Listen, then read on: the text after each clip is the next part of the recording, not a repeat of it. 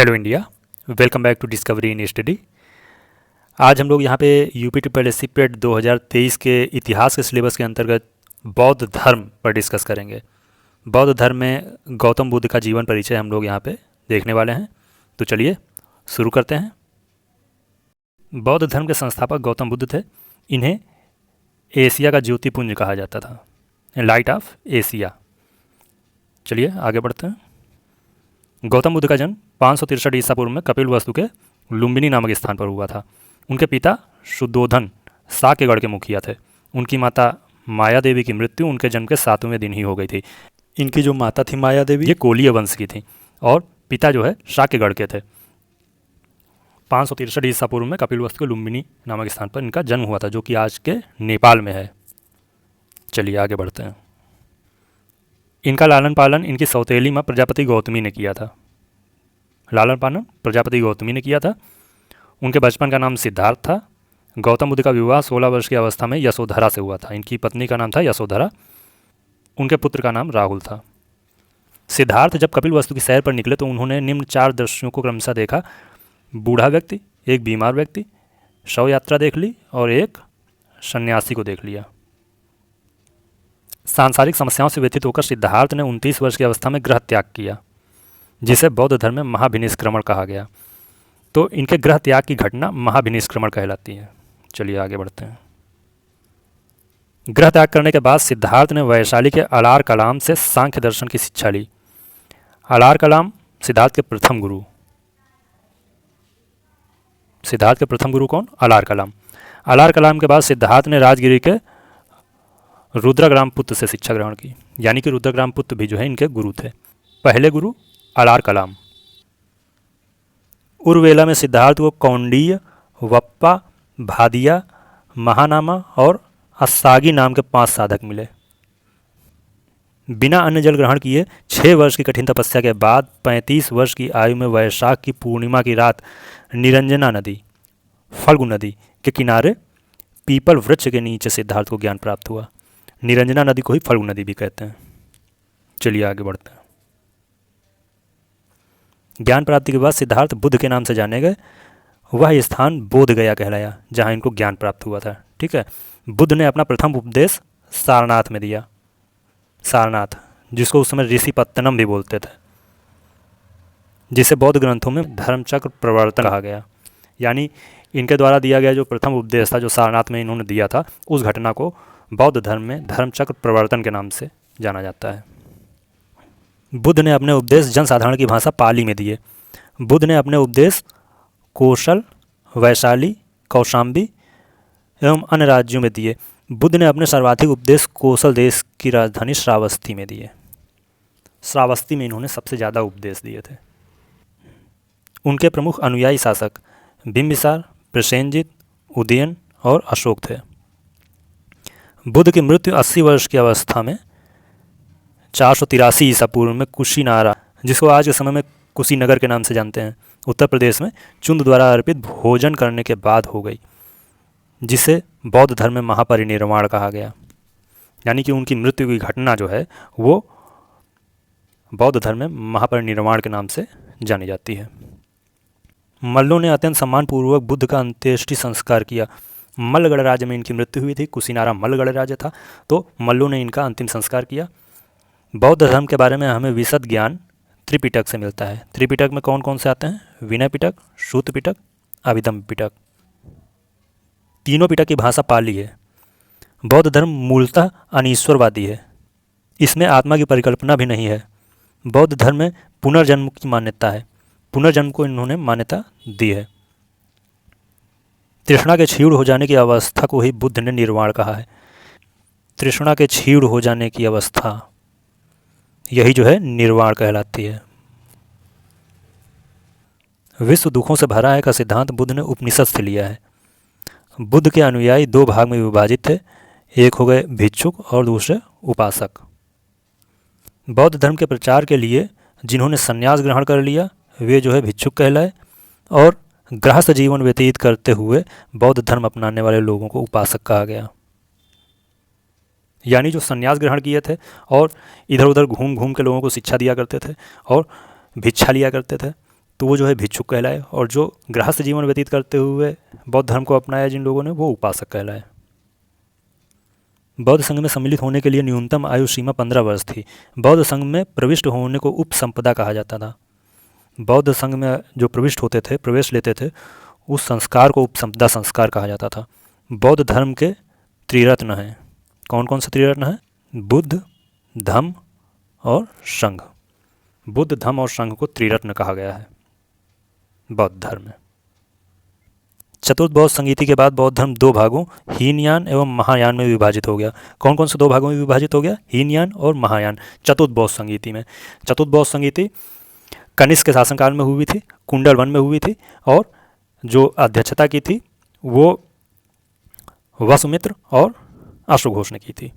बौद्ध धर्म के महायान संप्रदाय का आदर्श बोधिसत्व है। बोधिसत्व दूसरे के कल्याण को प्राथमिकता देते हुए अपने निर्वाण में विलंब करते हैं। हीनयान आदर्श अरहत पद को प्राप्त करना है। जो व्यक्ति अपनी साधना से निर्वाण की प्राप्ति करते हैं उन्हें ही अरहत कहा जाता है। अब यहाँ पे बुद्ध के जीवन से संबंधित बौद्ध धर्म के प्रतीक देख लेते हैं। बौद्ध धर्म में बुद्ध के जन्म को कमल एवं साढ़ के प्रतीक से दर्शाया गया है। उनके गृह त्याग की घटना को घोड़ा के प्रतीक से दर्शाया गया है। ज्ञान प्राप्ति को पीपल वृक्ष या बोधि वृक्ष के प्रतीक से दर्शाया गया है। उनका जो निर्वाण प्राप्त किया था उन्होंने, उसको पदचिन्ह से प्रदर्शित किया गया है। उनकी मृत्यु को स्तूप से प्रदर्शित किया गया है। चलिए आगे बढ़ते हैं। बौद्ध धर्म के अंतर्गत जो 4 बौद्ध संगीति हुई हैं उनके बारे में यहाँ पे डिस्कस करने वाले हैं। प्रथम बौद्ध संगीति 483 ईसा पूर्व में हुई थी। जिस ईयर में जो है भगवान बुद्ध की मृत्यु हुई थी, उसी ईयर में जो है यहाँ पे बौद्ध संगीति हुई थी। राजगृह में बौद्ध संगीति का आयोजन हुआ था। महाकश्यप ने अध्यक्षता की थी उसकी, और अजातशत्रु उस समय शासक था। द्वितीय बौद्ध संगीति जस्ट 100 साल के बाद होगी, 383 ईसा पूर्व, वैशाली में होगी। शबाकामी ने अध्यक्षता की और कालाशोक के शासनकाल में हुई। तृतीय बौद्ध संगीति 255 ईसा पूर्व में होगी, पाटलिपुत्र में। मोगलीपुत्र तिस्य ने अध्यक्षता की और अशोक के शासनकाल में हुई। चतुर्थ बौद्ध संगीति ईस्वी की प्रथम शताब्दी में हुई। कहाँ हुई? कुंडल वन में। कुंडल वन कहाँ है? कश्मीर में। अध्यक्षता की वसुमित्र और अश्वघोष ने। शासक था कनिष्क। तो यहाँ पे बौद्ध धर्म से रिलेटेड सारी बातें जो है डिस्कस कर ली गई हैं। महात्मा बुद्ध से रिलेटेड सब कुछ जो है यहाँ पे बता दिया गया है।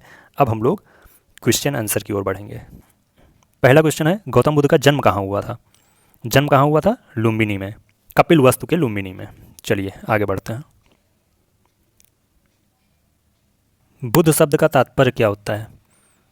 बुद्ध शब्द का तात्पर्य है एक ज्ञान संपन्न व्यक्ति। गौतम बुद्ध की मृत्यु कहाँ हुई? कुशीनगर में। उस समय कुशीनगर को कुशीनारा बोलते थे, जो कि देवरिया के समीप था। ये कुशीनगर जो है मल्लों का गढ़ राज्य था, मल्लगढ़ राज्य कुशीनगर। चलिए आगे बढ़ते हैं। गौतम बुद्ध के संबंध में गलत कथन कौन सा है? उनका जन्म लुम्बिनी में हुआ था, सही है। कुशीनगर में मृत्यु हुई थी। ज्ञान प्राप्ति बोध गया में हुई थी। उन्हें ज्ञान की प्राप्ति राजगृह में हुई थी, तो यही जो है गलत है। राजगृह में ज्ञान प्राप्ति नहीं हुई थी, ज्ञान प्राप्ति हुई थी बोध गया में। गौतम बुद्ध को कौन सी जगह ब्रह्म ज्ञान प्राप्त हुआ था? बोध गया में। जातक पवित्र ग्रंथ है, तो ये बौद्धों का पवित्र ग्रंथ है। इस जातक में जो है, जातक कथाओं में बुद्ध के पिछले जन्म की कहानियों का वर्णन किया गया है। भगवान बुद्ध ने अपना प्रथम उपदेश कहाँ दिया था? तो प्रथम उपदेश दिया था सारनाथ में। इसी को ऋषिपत्तनम के नाम से भी जानते थे। और जो ये घटना थी इनका प्रथम उपदेश देना, इसको बौद्ध धर्म में धर्मचक्र प्रवर्तन के नाम से जानते हैं। बौद्ध धर्म के प्रचार प्रसार के लिए कौन सी भाषा का प्रयोग किया गया था? पाली भाषा का प्रयोग किया गया था। बुद्ध के उपदेशों का संग्रह सूत्र पिटक में है। बौद्ध शिक्षा का वर्णन निम्नलिखित में से किसमें है? यह है त्रिपिटक में। और त्रिरत्न क्या थे? बुद्ध, धम्म, संघ। गौतम बुद्ध द्वारा भिक्षुणी संघ की स्थापना कहाँ की गई? वैशाली में। सांची किसकी कला व मूर्ति कला का निरूपण करता है? तो ये जो है बौद्ध धर्म की कला का निरूपण करता है। सांची स्तूप जो है बौद्धों का ही स्तूप बना हुआ है वहाँ पे। बुद्ध के उपदेशों का मुख्य संबंध था विचारों और चरित्र की शुद्धता से। कपिलवस्तु संबंधित है, तो ये जो है भगवान बुद्ध से संबंधित है, क्योंकि कपिलवस्तु के लुम्बिनी में ही भगवान बुद्ध का जन्म हुआ था। चतुर्थ बौद्ध सम्मेलन किसके शासनकाल में हुआ, तो ये जो है कनिष्क के शासनकाल में हुआ था, कुंडलवन में हुआ था, और इस समय जो है अध्यक्षता की थी वसुमित्र और अश्वघोष ने, कुंडलवन कश्मीर में। और इस चतुर्थ बौद्ध संगीति के बाद ही जो है बौद्ध धर्म दो पार्ट में डिवाइड हो गया था, हीनयान और महायान। बौद्ध धर्म से संबद्ध अर्ध गोलाकार अंत्येष्टि संबंधी टीले को क्या कहते हैं, ये जो है स्तूप बोला जाता है। आजीवक संप्रदाय के संस्थापक कौन थे, ये थे मक्खली घोषाल। बुद्ध ने निम्नलिखित में से किस स्थान पर महापरिनिर्वाण यानी कि मृत्यु को प्राप्त किया था, तो ये जो है मल्लगढ़ राज्य में प्राप्त किया था। मल्लगढ़ राज्य कौन सा था, कुशीनारा या कुशीनगर। किस शासक ने बौद्धों के लिए विख्यात विक्रमशिला विश्वविद्यालय की स्थापना की थी, तो ये है धर्मपाल ने की थी। इसके द्वारा तृतीय बौद्ध संगीति को संरक्षण प्रदान किया गया था, तो उस समय शासक कौन था, अशोक। कहाँ हुई थी तृतीय बौद्ध संगीति, पाटलिपुत्र में। और अध्यक्षता किसने की थी, मुगलीपुत्र तिस्य ने। बौद्ध ग्रंथ पिटकों की रचना निम्नलिखित में से किस भाषा में की गई, तो ये जो है पाली में की गई। बौद्ध ग्रंथ जो लिखे गए हैं वो पाली में लिखे गए हैं, और जितने भी उपदेश दिए गए हैं बौद्ध धर्म से रिलेटेड वही पाली में दिए गए।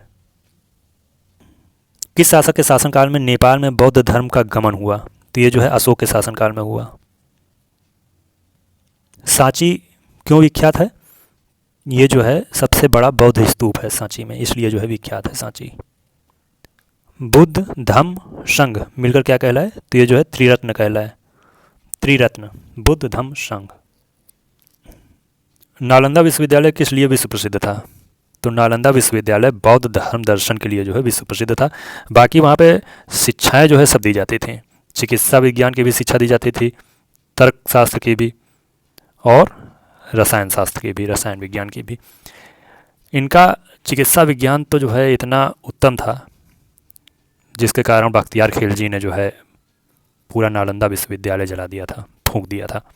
वो नहीं चाहता था कि किसी दूसरे धर्म वालों के पास इतनी उच्च कोटि की जो है चिकित्सा व्यवस्था हो, इसीलिए उसने पूरे जो है नालंदा विश्वविद्यालय को जला दिया था।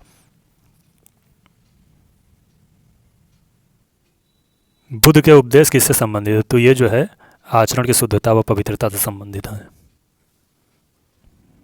अष्टांग मार्ग की संकल्पना अंग है, तो ये जो है धर्मचक्र परिवर्तन की जो है विषय वस्तु का। शून्यता के सिद्धांत का सर्वप्रथम प्रतिपादन करने वाले बौद्ध दार्शनिक का नाम नागार्जुन।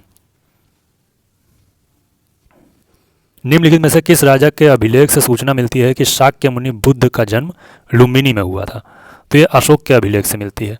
अशोक का जो रुम्मनदेही अभिलेख है उससे जो है ये जानकारी मिलती है कि शाक्य मुनि बुद्ध का जन्म लुम्बिनी में हुआ था। बौद्ध शिक्षा का केंद्र विक्रमशिला। बुद्ध के ग्रह त्याग का प्रतीक क्या है, ग्रह त्याग का प्रतीक है घोड़ा।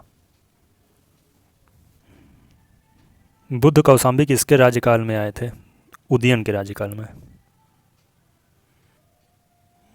महात्मा बुद्ध का महापरिनिर्वाण किसके गणतंत्र में हुआ था, मल्लों के गणतंत्र में हुआ था।